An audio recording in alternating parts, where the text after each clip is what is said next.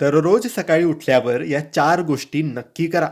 जर तुम्हाला वाटतं की तुमचा दिवस चांगला, उत्तम, सुखाचा, समृद्धीचा आणि सुरक्षित जायला हवा, तर दिवसाची सुरुवात ही देवाच्या नावाने आणि चांगल्या गोष्टींनी करा. या 4 गोष्टी जर तुम्ही उद्यापासून सुरू केल्या, सकाळी उठल्याबरोबर सुरू केल्या, तर नक्की तुम्हाला याने फायदा होईल. आता या 4 गोष्टी कोणत्या? तर मित्रांनो, सकाळी उठल्यावर अंघोळ झाल्यानंतर तुम्ही सगळ्यात आधी एक तांब्या पाणी घ्या आणि सूर्याला अर्घ्य द्या. शुद्ध पाणी घ्या.